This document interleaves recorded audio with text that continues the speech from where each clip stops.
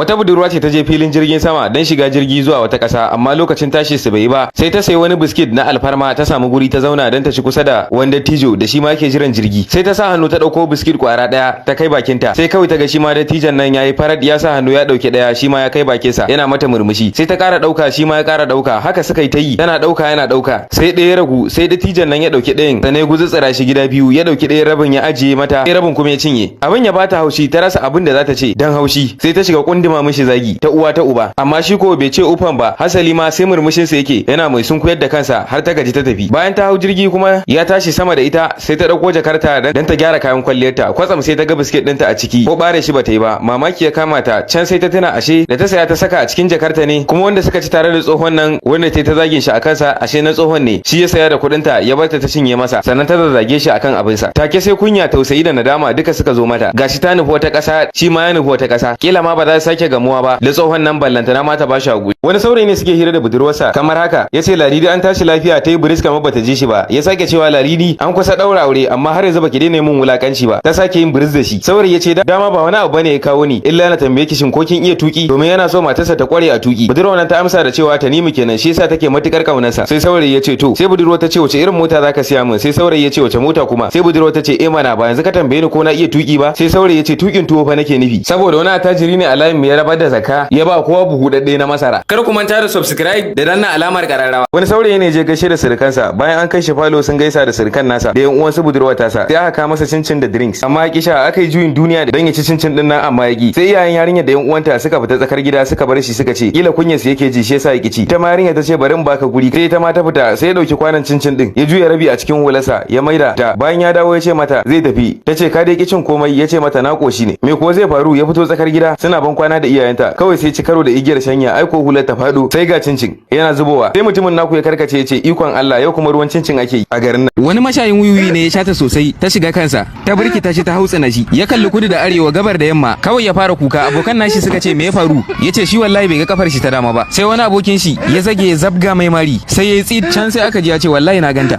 yanzu wani mai suna Ira mai shayi ne baya dawowa gida sai misalin karfe 1 na dare wata rana yana dawowa sai ji ana ta gardama a wani lungu ya labe dan ganin masu gardama a wannan dare sai ga mutum uku ne ɗaya daga cikin su ya ce na fi ku sauri sai sauran biyu suka ce a'a sai ce to ai rige zuwa bangon duniya can ya ji shiru kamar minti uku sai ji an ce ni ne na daya ɗayan ya ce ni ne na biyu sai ɗayan ya ce ni ne ya kamata a ce na yi na farko amma saboda tuntube da nayi da wani katin dutse a kasar India yasa ne na karshe Ira mai shayi na labe kwatsam sai ji an ce to ai rige taba kan mai shayi mai Ira mai shayi ya kamata yi a asibitin mahaukata ne wani mahaukaci mai suna dan kawu ya tsandima cikin wani katon tankin ruwa da wani mahaukacin wai shi sallau ya hango shi yana neman mutuwa sai nan take je ya tsamo shi jin wannan labari sai babban likitan asibitin ya zata lalle sallau ya warke kuma ya kamata a yi masa duba karshe a sallame shi likita ya kira shi ya ce amma fa sallau ka burge ni ganin yadda ka tsamo dan kawu daga tankin ruwa kace ciransa saboda haka kafin likita ya karasa magana sai wani a guje yake cewa ai dan kawu ya rataye kansa ya mutu jin haka sai sallau ya ce kash wallahi ba kashe kansa ba ni ne nan na rataye shi dan ya bushe in kai ne likitan ya zaka yi waɗannan su ne yaruka guda shida da aka fi amfani da su a arewacin Najeriya ku saurara ku ji na shida idoma harshe ne da ake amfani da shi mafi yawanci a jihar Benue na biyar nufe ana amfani da nufe a jihar Niger da wasu sassan jihar Kwara na hudu tibi harshe ne da ake amfani da shi mafi yawa a jihohin Benue da Nasarawa da Taraba na uku kanuri yana ɗaya daga cikin harsunan da ake amfani da su musamman a jihar Borno da kewaye na biyu fulfulde harshen Fulani wanda ake amfani da shi sosai musamman a yankunan arewa na ɗaya Hausa shine harshen da aka fi amfani da shi a arewacin Najeriya da ma ƙasar baki ɗaya shin wanne yare ka fi ji a nan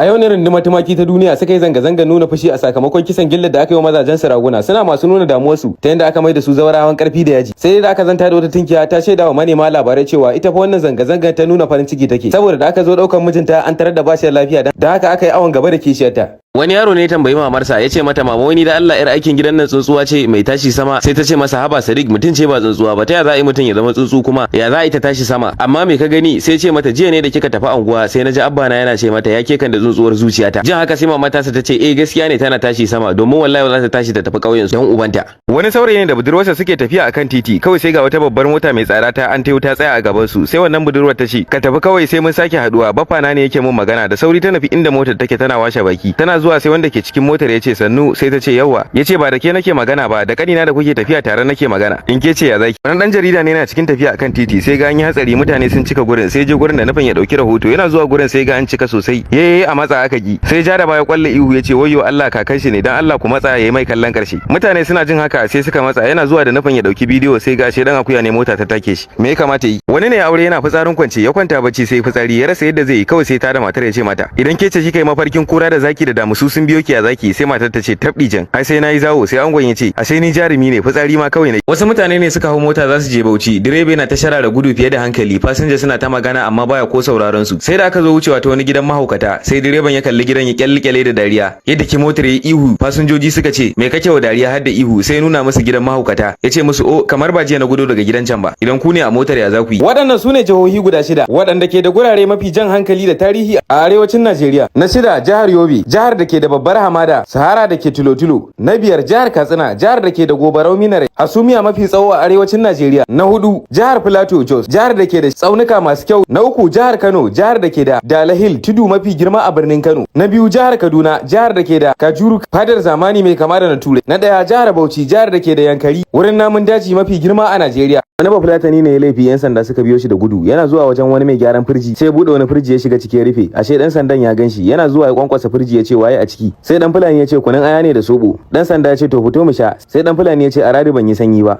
Wasu yan wiwi ne abokanai suna zaune, sai dai yake cewa abokinsa kar ka yadda ka mutu akan wata budurwa saboda kana mutuwa za ta auri wani, hakan ya faru da ni har so 17. Sai abokin nashi ya ce malam ka ji aikin wiwi ko? Ya za a yi na bari har so 17, ai tana yi min na 3. Zan kashe kaina na gula Lagos. A cikin soyayya ya fi buguwa. Wani magidanci ne matarsa ta yi musu girki, suna zaune suna ci suna hirar mata da miji cikin soyayya. Sai mai gidan ya ce gimbiya, sai matar ta ce na amsan yin raina. Ya ce idan ba da zaki je India da sai sun bauta miki ba. Sai matar ta ce mai gida saboda kyawuna ne. Sai ce a kawai dai na ga kina kama da saniya shi yasa. Wasu abokai ne suna zaune a majalisar su, sai mahaifiyar ɗaya ta wuce, sai ɗaya daga cikin su ya ce kun ga wannan matar muguwar munafuka ce. Yana juyowa sai suka haɗa ido da ɗanta, ya manta yana gurin, ya rasa yadda zai sai cewa yi amma fa duk munafurcin ta babar shi ta fita, saboda shi ma babar shi ba karamin munafuka bace, ita ta koya wannan. Wani ne mai suna Idi Himili ya je gurin likita ya ce a jikin naka. Idi ya ce gashi nan dai da dan sauki. Likita ya ce ka fara iya cin abinci ne? Idi ya ce har yanzu dai bana iya cin abinci sosai likita, sai dai ɗazu ne ma da safe na sha maltina kwalba 3 da madara gwangwani 2 na kuma ci balangu yanka 20 da kwai guda 4 na sha yogo da rabin lita. Bayan na sha magani kuma na ci gurasa bandashe da dankalin tura, ɗazu kuma da kyar na ci sakwara malmala 2, an siyo min dambu na 100 na ci. Yanzu na gama cin alkubus da roman kai, sannan na dan kurbi furalu da yi 10. Idi ya ce likita dan Allah ka rubuta min maganin cin abinci ko na samu da dinga cin abinci sosai. Wasu yan fashi ne suka tara hanya suka ce duk abin da ka taho da shi sai ka cinye komai yawansa sannan zaka wuce. Kwazam sai ga wani direba yana tuka tirela a cikin rake, yana kawowa wajen suka ce parking a can, suka ce a hau motar, duka sai ya shanye raken, ya fara sha sai kama dariya. Sai suka tambaye shi me yake wa dariya, budar bakinsa sai cewa yi tuna ne akwai mai lodin goruba a baya. Dan kun ji dadin wannan labarin ku yi subscribe ku danna alamar kararrawa ta yadda da zaran an ɗora sabon shiri za a sanar da ku nan take.